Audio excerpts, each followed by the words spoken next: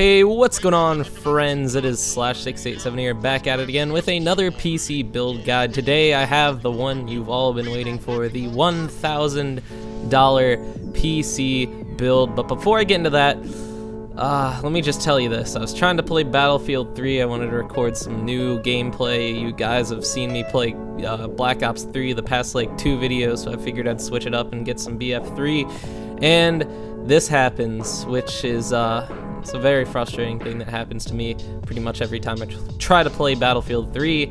As you can see, my teammate decides to take the battle into his own hands and pursue this guy who stabs me instead of just killing him outright because he wants to get the knife.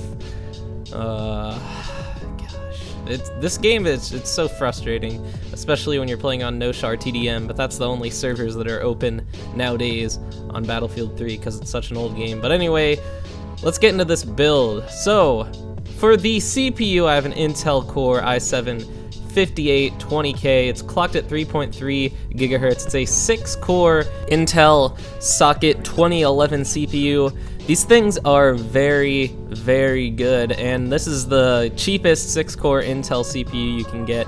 It's overclockable, as it has the K in its name. It's unlock voltage and all that good stuff.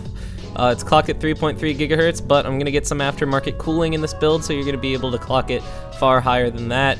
It consumes a good amount of power, 140 watts, but, you know, it all is worth it because this thing is very powerful, and for only $376, it's a very good deal for a 6-core Intel CPU. Now to cool this thing, I got the Cooler Master Hyper T4 rifle bearing CPU cooler. This thing is pretty much the cheapest high quality aftermarket CPU cooler you can get.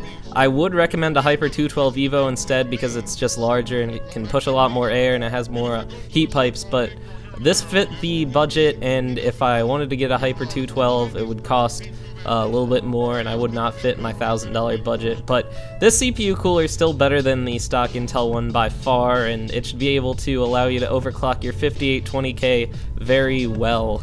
So for the motherboard, it's a full-size ATX motherboard. I have the Gigabyte GA X99 SLI ATX socket 2011 motherboard. This thing is one of the X99 motherboards like it says in the name.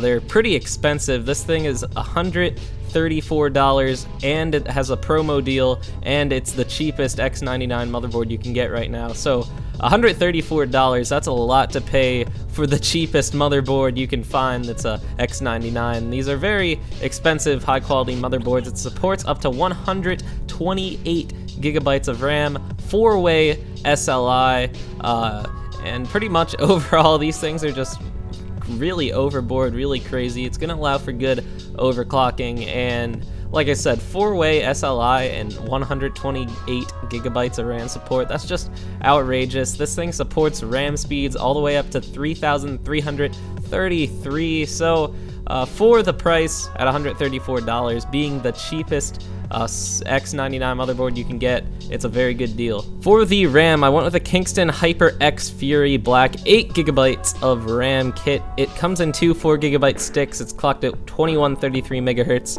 I really wanted to get 16 gigabytes of RAM, and if you can afford it, I would recommend doing that, but 16 gigabytes would not fit this budget, so I was forced to go with 8. It's high quality RAM. Kingston is very well known for the RAM they make, and it has a pretty nice heat shield if you're into that sort of thing. For the storage, I went with the Seagate Barracuda 1TB 7200 RPM hard drive. I'm sure you all saw this coming. I use this hard drive in pretty much all my builds. It's the cheapest 1TB hard drive you can get. It's made by Seagate, which is a very reputable brand when it comes to storage. And for only $47, you're getting 1TB, which is alright. I would recommend getting 2 or a 3TB hard drive if you can fit it into your budget, because 1TB just does not get you as far as it used to. So if you can afford that, I would recommend stepping up the storage, but for this build, it's what we could afford, so I put it in there. For the graphics card, there are 2 ways you could have approached this. You could have gone with a cheaper CPU like a Skylake i5, and you could afford to put a GTX 980 in this build, but I decided to go with a GTX 970 combined with our i7-5820K, because the way I see it, a GTX 980 for the extra $150 you're gonna pay is not really that much better than a 970 when you compare the FPS per dollar specifications. A 980 is not really that huge of a step up, and the way I see it, it's not worth the money. You could upgrade this 970 in the future when the price of the 980 and the 980 Ti go down in the future, so that's the way I just decided to approach this build. The 970 is not really going to hold you back too bad. It's a very good GPU, and it will be able to play pretty much all titles at 1080p maxed out, so it's no slouch. For the case, I went with the Corsair 200R ATX mid-tower case. It has USB 3.0 headers, it has plenty of room, good cable management, very roomy in there. Like I said, you could fit a lot of hard drives and all that great jazz. SSDs, supports those, and overall cable management and cooling is going to be great with this case right here, and it looks pretty good if you ask me. Lastly, for the power supply, I went with a Thermaltake Smart 650 watt bronze certified power supply. Just right now, it's the cheapest 650 watt power supply you can get, and since this CPU is going to take so much power, and the GPU, I mean, GPU is based on the Maxwell architecture, so it's not that bad as far as power consumption goes.